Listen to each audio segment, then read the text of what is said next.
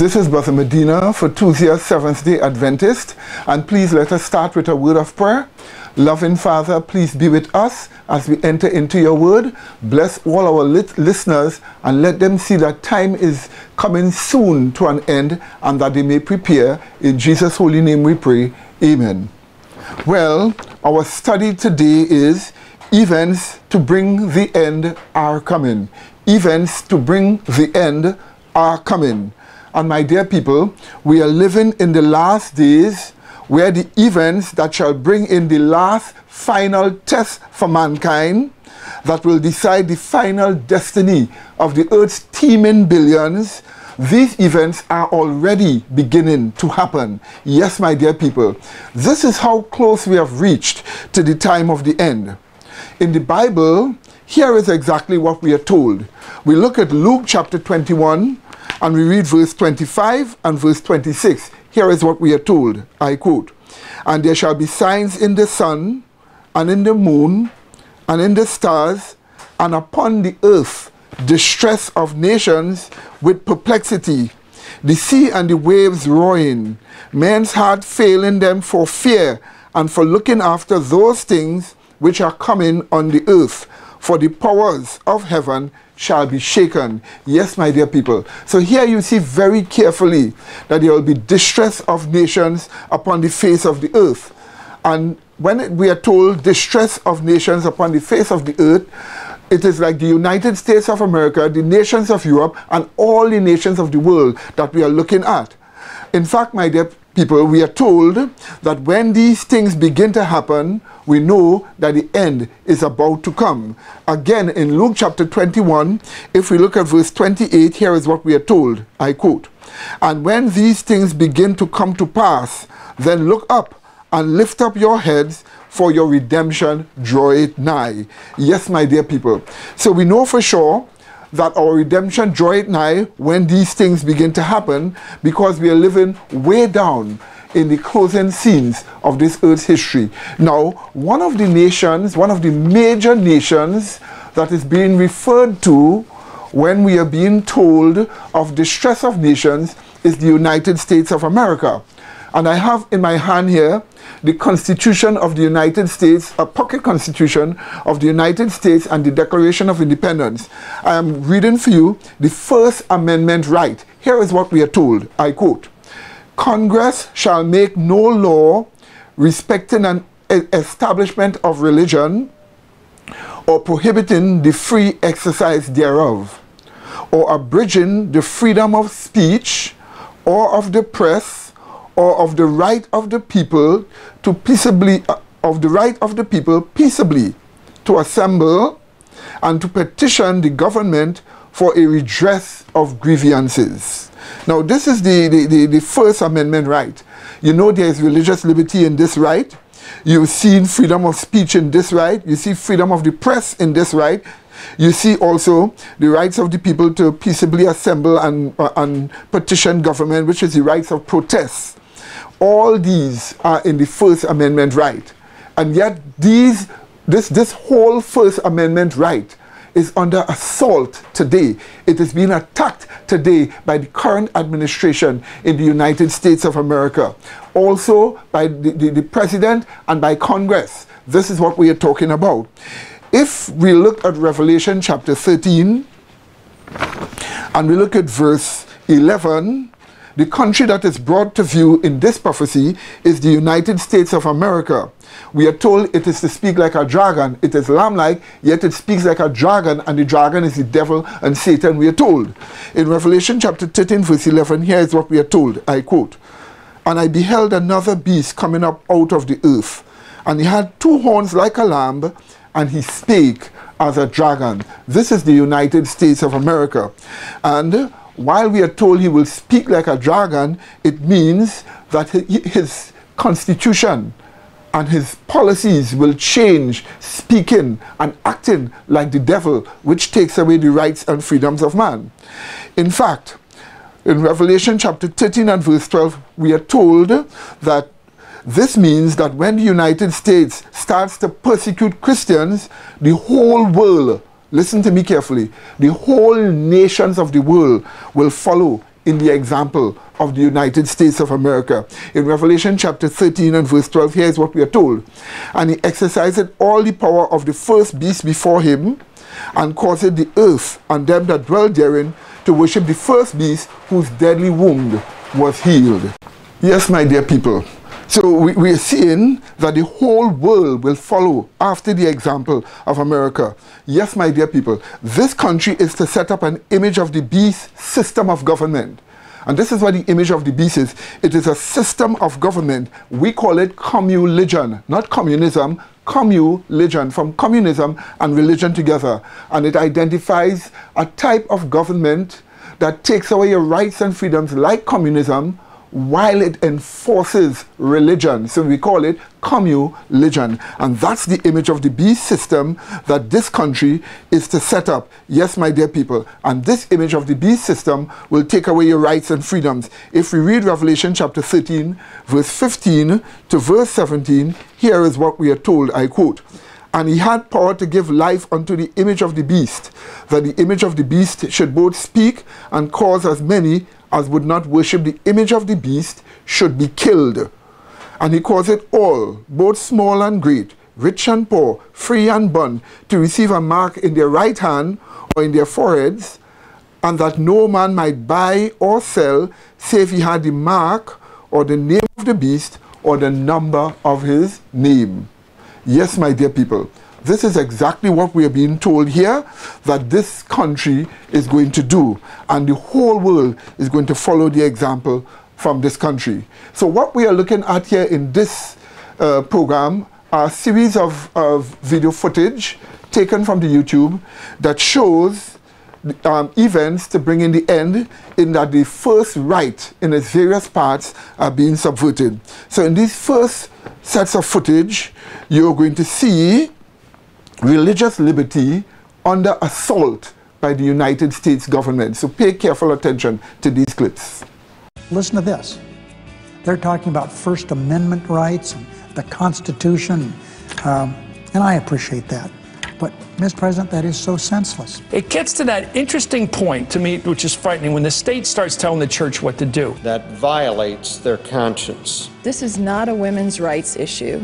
This is a religious liberty issue. I object.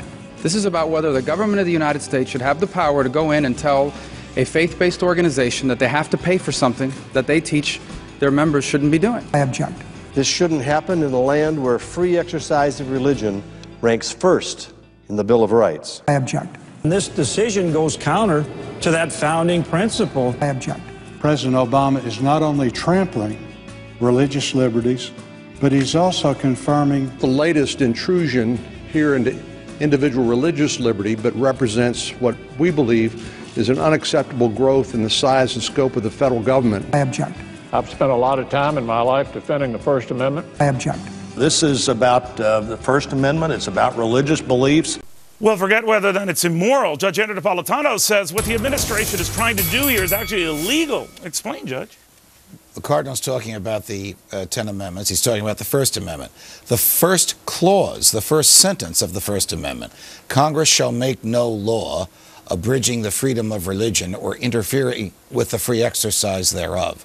So Congress cannot interfere with the ordinary religious practices of any faith-based group. The Catholic Church has been opposed to contraception for 400 years. Pope Paul VI affirmed that in a permanent way in 1968. The Church is never going to change. The Church is never going to change, and the Church is well known. The Church's position on this is well known. This is not an issue about the morality of contraception. This is an issue about the government interfering with the internal works of an established religious organization by taking money from them because they refuse to follow a law. The Church is being fined, or will be fined if this isn't changed, for not purchasing insurance coverage for its female employees who require, but its male employees who require contraceptive information and medical advice. Well, could they fulfill the requirement by just directing their people elsewhere? They could fulfill the requirement by leaving those people to follow their own consciences, and they could fulfill the requirement by just giving them health insurance that doesn't cover this. They could fulfill that requirement as a moral obligation to their people, but that will not satisfy the government.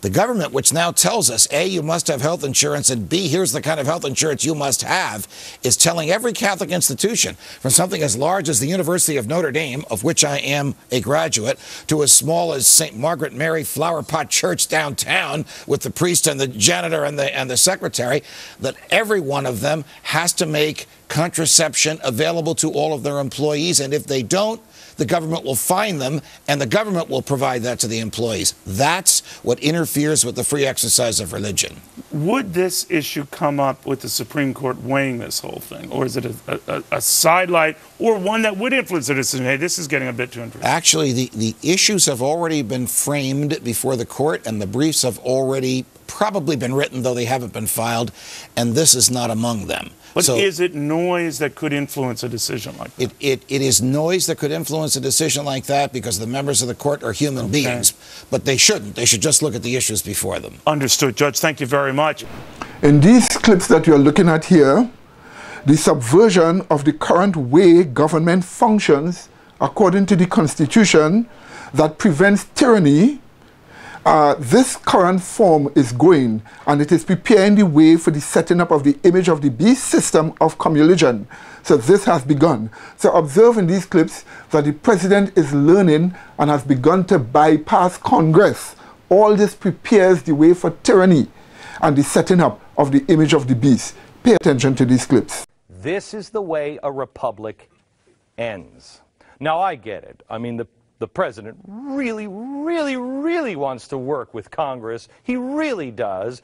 But they don't really agree with him, and it is a crisis. So he's got to go to the authoritative level, you know, and tell everybody what to do. Yeah, there's a word for that. I'm trying to remember what it is. I remember. Dictate. That's what somebody who's going to dictate. Wait a minute, that would make somebody a... No. Gee, just think how much he can get done. Hail Caesar. I'm not sure which is more disturbing, Obama testing the waters here, or the fact that the people cheered. Which do you think? Cheer? It is a pattern. People cheering on a dictator wannabe. Watch this pattern.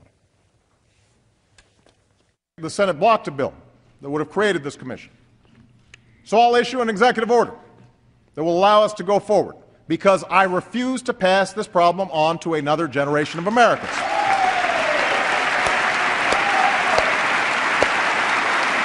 I know some here wish that I could just bypass Congress and change the law myself.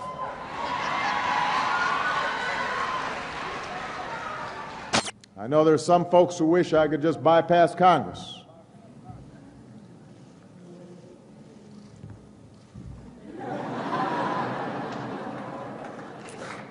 I can't. Now, I know some people want me to bypass Congress and change the laws on my own.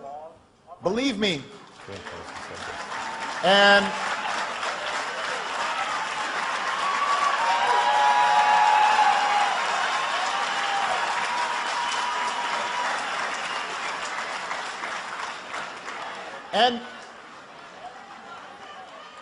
believe me, right now dealing with Congress, the idea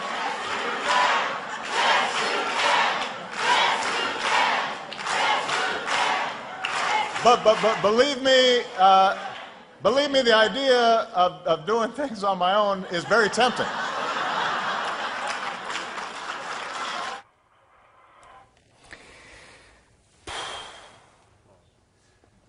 Anybody ever see the episode where I talked about that former Czech Republic editorial, where they said the problem is not Obama, the problem is the American people? Because if they fall for it this time, they'll fall for somebody worse next time. It's the American people.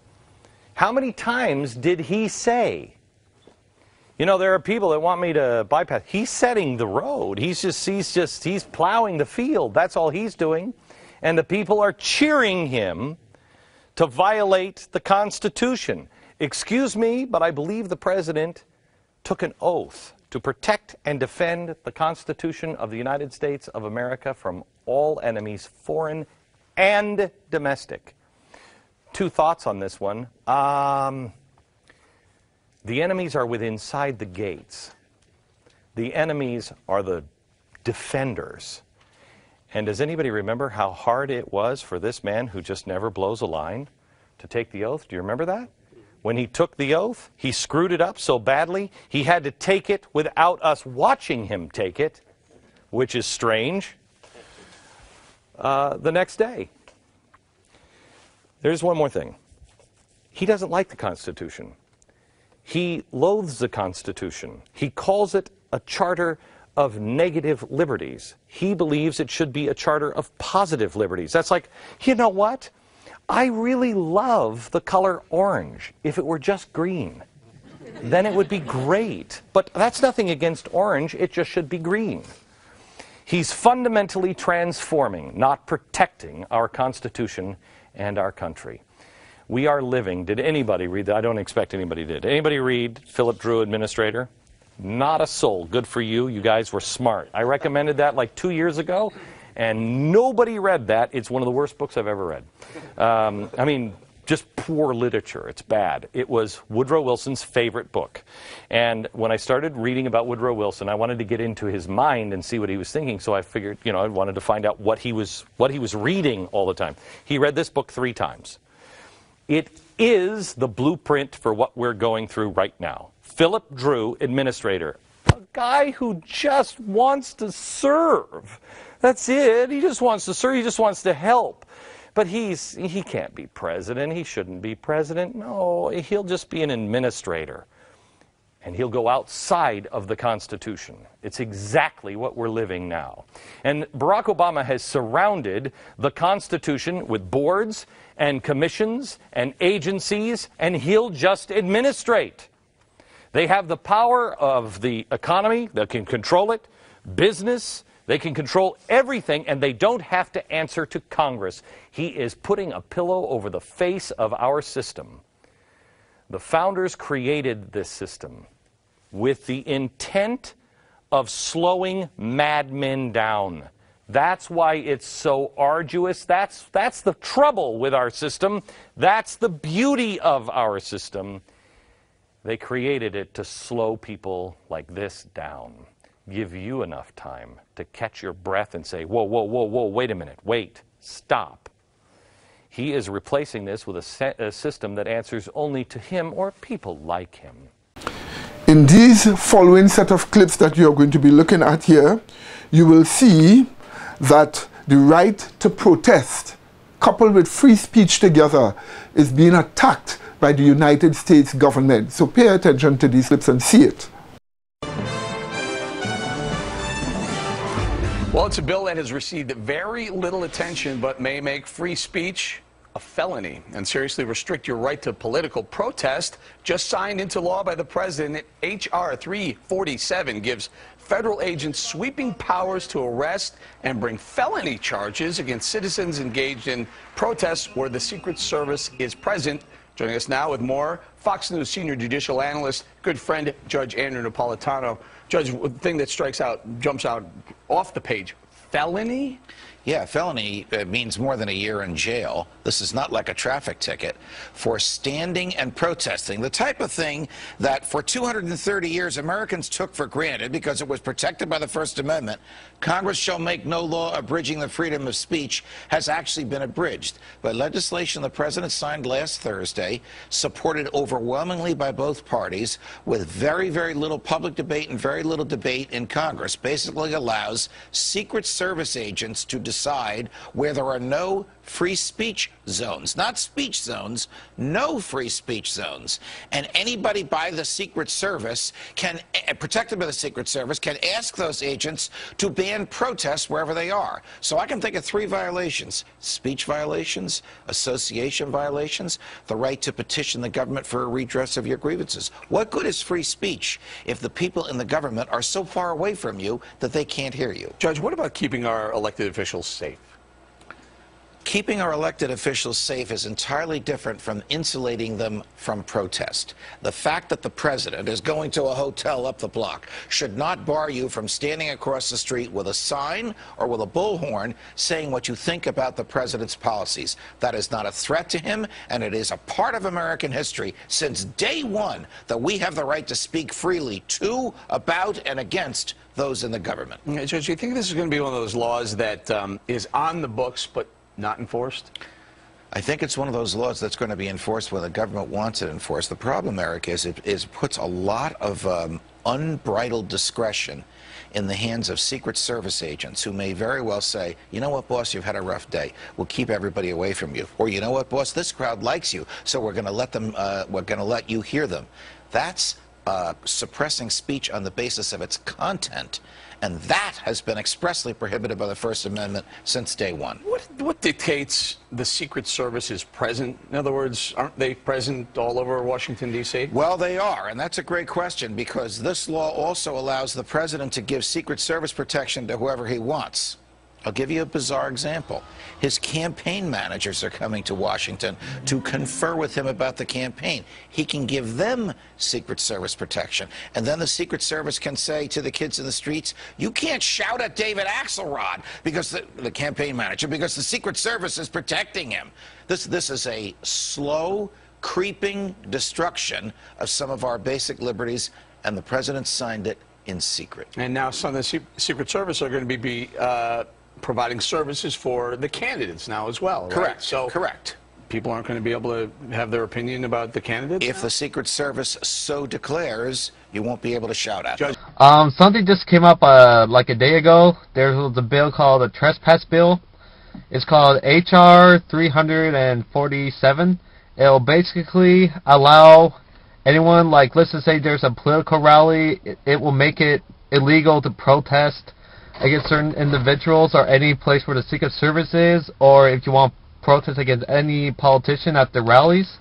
This is a major attack on the First Amendment.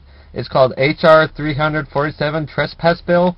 It will give the Secret Service and basically the Congress the ability not to allow you to protest against them. And Congress, I think it was like 380 votes for it, only 3 voted against it. This shows you that the Congress, they're not doing their job, and now they're trying to shut you up by turning the law enforcement and the Secret Service against the people. Now, we are offering here, in the light of all that you've seen, we are offering here for you a 7-hour-long, 2-disc documentary movie. Yes, my dear people, one of the latest movies we have made. It is 7 hours long, and it is a 2-disc documentary. It is called American Dragon. American Dragon. And what you are looking at here now is an advertisement about it.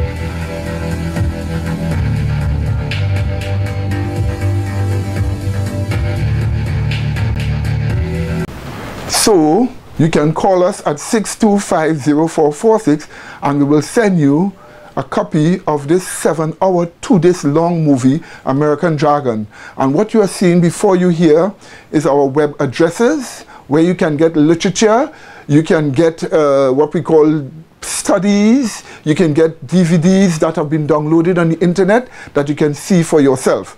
Now take these things that we have told you very seriously, because the end is coming very soon and you need to escape for your life. May God bless you until we meet again in Jesus' holy name.